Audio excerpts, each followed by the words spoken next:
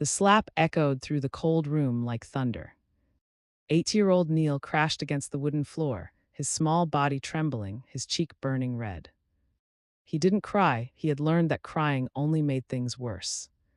"You call this clean?" Victor roared, pointing at the kitchen floor that Neil had been scrubbing for 2 hours. "Do it again. And if I see one speck of dirt, you won't get dinner tonight either." Neil slowly pushed himself up, his thin arms shaking. He was hungry. He had been hungry for 3 days now because Victor always found something wrong. The floor was never clean enough. The dishes were never shiny enough. The garden was never tidy enough. Nothing Neil ever did was good enough for his uncle. As Victor stormed out of the kitchen, Neil picked up the wet rag and started scrubbing again. His hands were raw, his knuckles cracked and bleeding from the harsh soap and cold water. But he kept scrubbing because he had nowhere else to go. 6 months ago, Neil had a different life. He had parents who loved him. He had a small but warm home filled with laughter. His father Rajan was a carpenter who made beautiful furniture. His mother Mira would sing while cooking dinner. Every night they would sit together, and Neil would tell them about his day at school. Then the accident happened. A truck driver fell asleep at the wheel. Neil's parents were walking home from the market. The police officer who came to the school to pick up Neil couldn't look him in the eyes. He just said, "Son, you need to be brave now." Neil didn't understand what being brave meant. He was 8 years old. He just wanted his mother's warm embrace and his father's gentle voice.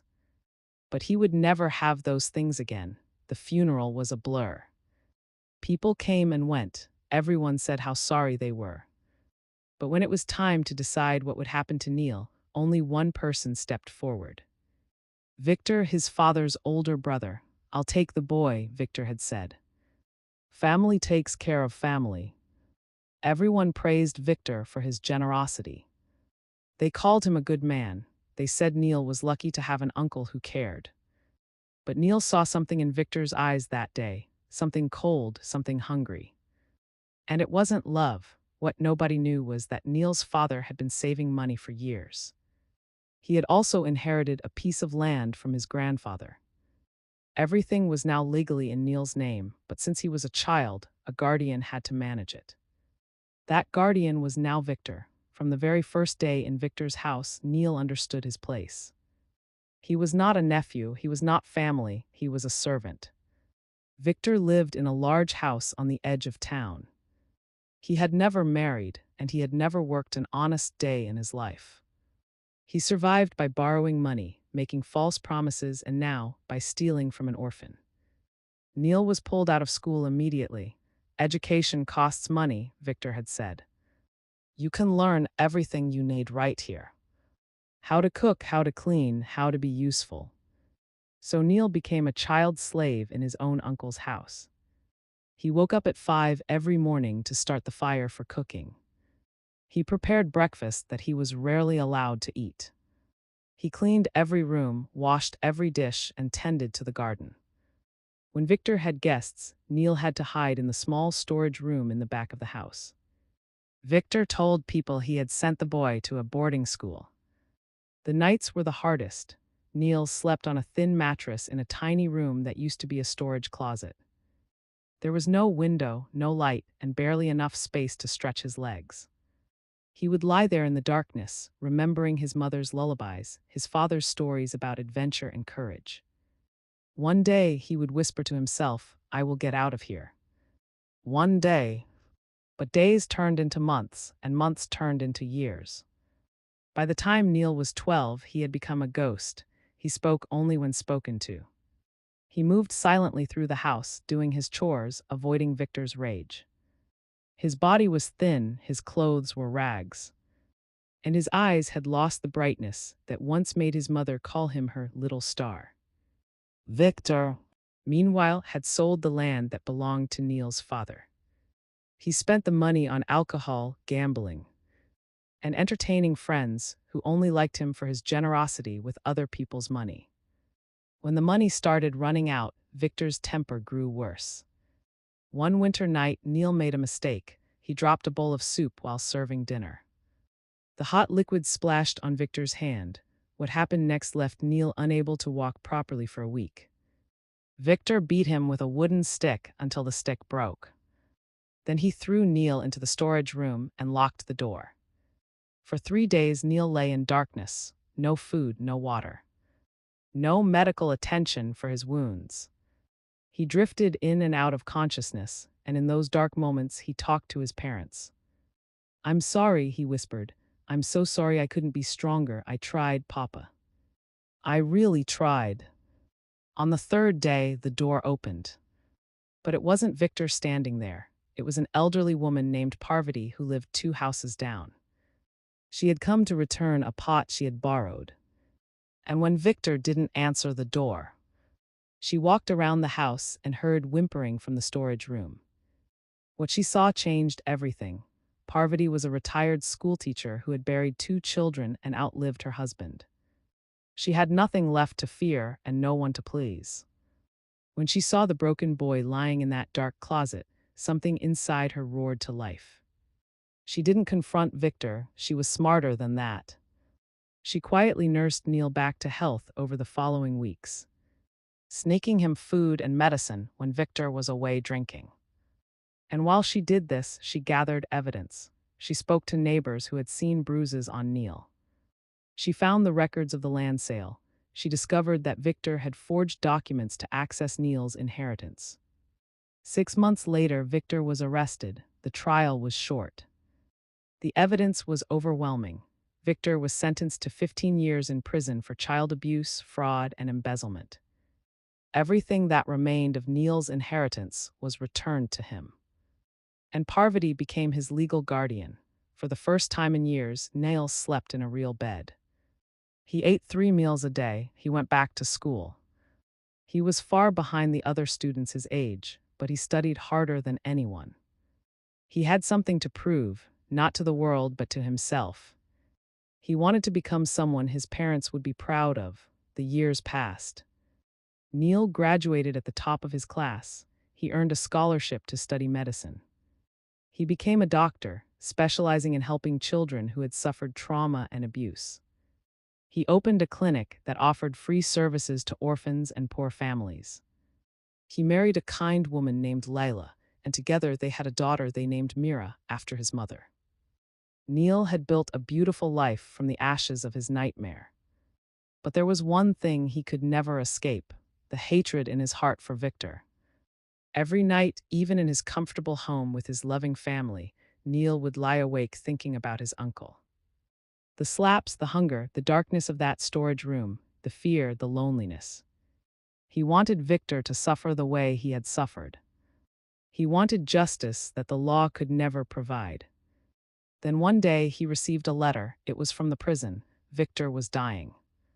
Cancer had spread through his body, and he had weeks, maybe days, to live. The prison authorities were informing Neil as the only known relative. Neil threw the letter away. Let him die alone, he thought. The way he made me fail alone. But Layla found the letter. That night she sat with Neil and held his hand. "You don't have to forgive him," she said gently. "But if you don't go, you might regret it forever, not for his sake. For yours." Neil couldn't sleep that night. His daughter climbed into his lap, looking at him with eyes that reminded him of his mother. "Papa, why are you sad?" little Mira asked. "I'm thinking about someone who hurt me very badly a long time ago," Neil answered honestly. "Did you hurt him back?" she asked. "No, I didn't." "Then you're a good person," she said simply, hugging him. "Good people don't hurt people." The next morning, Neil drove 300 kilometers to the prison hospital. He told himself he just wanted to see Victor one last time. He wanted to see the man who had stolen his childhood, lying broken and powerless. He wanted closure, but what he found destroyed every wall he had built around his heart. Victor was barely recognizable. The large, frightening man from Neil's memories was now a skeleton wrapped in loose skin. His eyes were sunken, his hands trembled, and tubes connected him to machines that beeped weakly. When Victor saw Neil walk in, something changed in his face. It wasn't anger. It wasn't cruelty, it was shame. You came, Victor whispered, his voice barely audible. Neil stood at the door, unable to move. I don't know why I'm here. I know why, Victor said. You want to see me suffer, you deserve that. Neil said nothing. There's a box, Victor continued, struggling to breathe. Under my bed at the old house, the floorboard near the window is loose. I need you to find it after I'm gone. Why should I do anything for you? Victor closed his eyes. A tear rolled down his wrinkled cheek. Because there are things you don't know. Things I should have told you. Things that don't excuse anything but might help you understand. Neil left without saying goodbye. But instead of driving home, he drove to Victor's old house. It was abandoned now, falling apart, forgotten like the man who once lived there.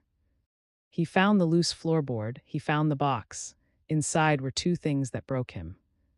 The first was a stack of drawings, children's drawings wrinkled and faded. Neil recognized them immediately. These were drawings he had made as a little boy. Drawings he had given to his parents, pictures of their family, their home, a son with a smiling face. Victor had kept them, for years, hidden away like treasures. The second thing was a letter. It was in his mother's handwriting. Neil's hands shook as he read it. Dear Victor, I'm writing this because Rajan won't. He loves you even though he's too proud to say it. He talks about the summers you spent together before your father died, before everything changed. I know what your uncle did to you after your parents were gone. Rajan told me about the beatings, the starvation, the years of hell you endured. I know you carry that pain still. I've seen it in your eyes. I wanted you to know that if anything ever happens to us, we've named you as Neil's guardian in our will. Not because you're perfect, but because we believe you can choose to be different than the man who raised you. You can break the cycle, Victor. You can choose love. Please, if the time ever comes, choose love. Mara. Neil sat in the ruins of that old house and wept. Victor had been an orphan too. Victor had been abused by his own uncle, Neil's grandfather. Victor had suffered the same hell he had inflicted on Neil. The cycle of pain had continued for generations. Neil drove back to the prison that night. He walked into Victor's room and sat beside his bed. Victor was barely conscious, his breathing shallow and ragged. I found the box, Neil said quietly. I read her letter. Victor's eyes fluttered open. She saw something in me. Something I could never find in myself. You kept my drawings. They were all I had left of the boy I should have loved. Victor's voice cracked. I tried sometimes to be gentle, but the anger would come and I would become him. My uncle, the monster, I became the thing I hated most. Neil took Victor's frail hand in his own. The hand that had once struck him, the hand that had caused so much pain. I spent 20 years hating you, Neil whispered. I dreamed about this moment. Seeing you weak, seeing you pay for everything you did. Victor nodded weakly. You deserve your revenge. No, Neil said, his voice breaking. I don't want revenge anymore. I want this to end. I want the pain to stop. Not just for me, but for everyone who came before us. My mother believed you could choose love, so I'm going to choose it for both of us. Victor's eyes widened. He tried to speak, but only a sob escaped. A lifetime of pain, regret, and loneliness poured out of the dying man in that single sound. Neil leaned down and did something he never imagined he could do. He embraced his uncle. He held the broken man who had broken him, and in that moment something healed. Not everything, not completely, but enough. I forgive you, Neil whispered. Not because you deserve it, but because I refuse to carry your pain anymore. And I refuse to pass it to my daughter. Victor died 3 hours later, with Neil still holding his hand. His last words were barely a whisper, but Neil heard them clearly. Thank you for being the man I couldn't be. At the funeral, only Neil attended. He stood alone at the grave and made a silent promise to his mother, to his father, and to the little boy he once was. The cycle ends here. Then he drove home to his family, to his daughter who had her grandmother's name and her father's strength, ready to fill her life with all the love he had been denied. And for the first time in his entire life, Neil felt truly free.